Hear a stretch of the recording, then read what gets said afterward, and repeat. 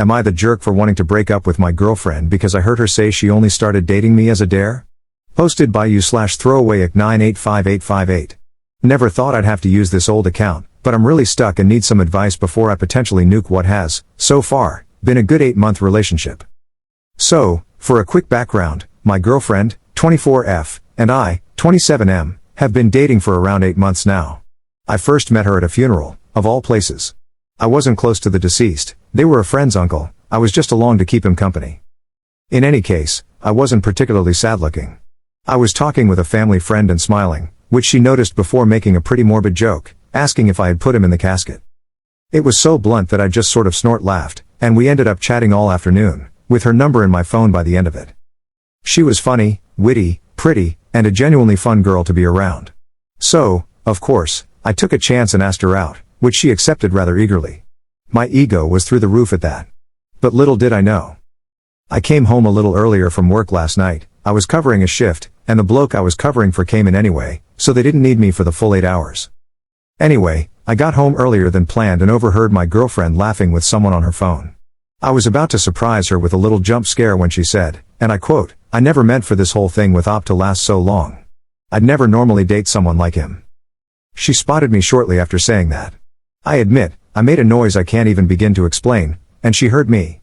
I'd never seen someone go that pale before. She was all wide, teary eyes and quivering lips. My girlfriend then spent the next hour or so confessing that she never planned to date me, but once her friends found out she'd given me her number, they found a pic of me online and apparently thought I was so hilariously unattractive that she just had to fake date me for a week to give me hope.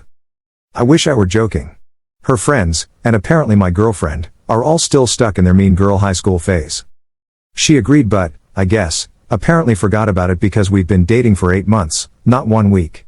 She told me that she was stupid for agreeing to it, that I was a really good bloke, and that she really did love me, but she never expected to actually feel that way about me. Why? Because I'm not her usual type of guy.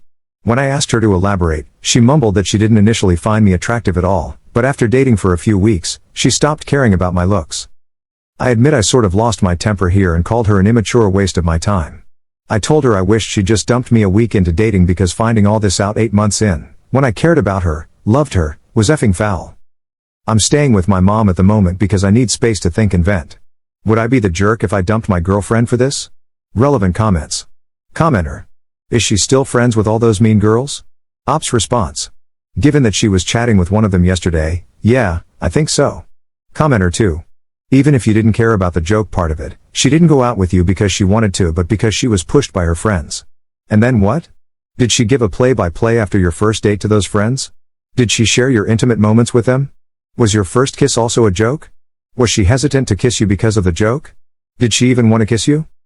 It's thoughts like that that would drive me nuts because, at what point did her joke turn into real affection? Or was she cringing and flinching during those first few dates? How can you be with someone who thought you were gross for how long? Weeks? Days? Op's response. That's the same thing on my mind. I mean, she didn't act strange or hesitant when we started dating. She was funny and cute and even insisted we hold hands on our second date. But was it all just a funny story to tell her friends? Was she laughing at how pathetically happy I was to be dating someone out of my league? I dunno. It's driving me insane thinking about it. I've already thrown up, I just feel sick, tired, and used. Commenter 3. Given everything you've said, I can guarantee that woman isn't out of your league, she's very much beneath you. She's not even sorry, she just seems to think you should be grateful that she stopped caring about how you look, WTF, and is trying to justify her crappy behavior. Even if you somehow forgave her, you'd never be able to forget. Cut your losses, be careful in the future, but don't let it stop you from finding a real relationship with someone who doesn't think hurting people is a joke. Op adds an edit to his post. So, I've turned my phone back on, and it's a mess of texts, voicemails, and missed calls. I've only listened to a couple, but she's absolutely sobbing her heart out and pleading for me to come home so she can explain. Nothing from her friends, mind you, just her. Says it all, really. No idea what to do, but now I feel like rubbish. Update 2 days later. First of all, thank you to everyone who commented, the good, the bad, and the downright bizarre. Now, on to the update. I eventually turned my phone back on after making the original post and was bombarded with voicemails, texts, and whatnot. I only listened to a couple, and my girlfriend was sobbing her heart out in all of them, more or less begging me to come home and let her explain. To be fair, I didn't really have much choice but to eventually go back home anyway. It's a house share, and I pay rent to live there. Plus, my own mom was basically nudging me back out to let her explain herself. So I went back home the next day, and she pretty much tore out of her room and threw herself at me. She was sobbing and trying to talk but kept crying too hard between her words to sound coherent. I know I should have probably been angrier, but I hate seeing her cry. And she wasn't just crying, she was sobbing so hard she was having trouble breathing at a few points. Eventually, I got her to sit down and asked her to explain exactly why I should stay with a woman who not only got with me as a dare but also still laughed about it with her vapid friends 8 months on. A lot was said, and to summarize it so this update doesn't take all night, she more or less said this: fake names for her friends, and I'm likely paraphrasing, but I've spent about 40 minutes trying to remember it exactly, so this is the gist of it. I didn't mean to ask you out on a dare. I wanted to date you before they even knew about you. I gave you my number first, remember? When Stacy and Tina found out I gave you my number, they looked you up on Facebook and found it hilarious that you were even trying with me. So they came up with this stupid effing dare and told me to do it to give all uglies in the world hope. Me, wow, real mature. You do remember what you said on the phone to whoever it was, right? That you never meant for us to last this long? You told me I wasn't your type? What's your type, then? Not me, right? Too ugly for you? Stop saying that. You're not ugly. You're just not the type of bloke I would have picked to date long term. But I was wrong, babe. Look at us, we've lasted nearly 9 months. I love you so much, I really do. How can I prove it to you? How? Me, I don't know. I love you too. But all I can think about is you laughing about me behind my back to them. How can I trust you anymore? I wasn't meaningfully laughing at you. I swear I wasn't. I just don't know how to handle Tina any other way. She's always been like this, and I just go along with it to keep the peace. Me, so you'd rather keep the peace than stand up for me? Is that what you're saying? You're twisting my words, babe. Me, no, I'm not. God, why should I stay with you? Seriously, give me a reason. You laughed behind my back. You dated me on a dare given to you by Tina and Stacy, right? And you're still friends with them? You chose them and their cruelty over us and what we have? We've been friends for years, though. Me, I effing give up. At this point, it was just a back and forth of me trying to walk away and her professing her love, defending her friendship with the Wonder Twins, and trying to make me sit back down. I don't know, guys. I'm back home, and she's constantly trying to have another talk. I'm tired. I don't know what to do. I don't know what to say. Advice would be wonderful because I'm very tempted to just pack it in. Relevant comments. Commenter. From what I have read, GF failed to resolve the situation. She continues to defend her friends, dismissing their behavior by saying, it's just the way they are. She remains close with these friends, laughs with them at Op's expense, joins in their jokes about him, and allows them to disrespect him without taking any action. Despite all this, she chooses to maintain her friendship with them. To me, this feels like siding with her friends over her boyfriend. Where has she stood up for him? Where has she defended him? Where has she expressed disagreement with the jokes and disrespectful comments aimed at him? I just don't see it. Commenter 2. It's some real have your cake and eat it too attitude. She wants to have him, but she also doesn't want the status quo of her friendship to change, which ensures she will stagnate and become codependent on that friend group despite their toxic attitudes. It's fine to have friends, but it's another thing entirely when your friend group encourages the worst in you. Pity dating a dude as a joke and then trying to walk it back with, I was wrong, and I grew to like you, is not the glowing report she thinks it is. As long as she continues making excuses for how her friends are acting, the alleged character growth Op is apparently supposed to see will seem entirely like a lie. It shows an absolute lack of real commitment. Second update 2 days later. This should be the final update, you'll see why. So here it is. I'll be brief with this because, frankly, I'm done with it all. I tried one last time to get any sort of sense from my girlfriend. I sat her down and told her that I'm hurt and beyond disappointed that she didn't have the spine to stand up to her friends, that she'd rather keep the peace than defend the man she repeatedly claims to love. My girlfriend got angry and told me I was putting her in a position she couldn't possibly win. If she stood up to her friends, she'd lose them but keep me. But if she refused, she'd keep them but likely lose me. She told me she genuinely didn't know what the F to do. I said that as long as she's enabling Tina and Stacy's crappy personalities, she'll never stop being their doormat. She just went quiet at that point, said it was only Tina, and then just kind of shrugged.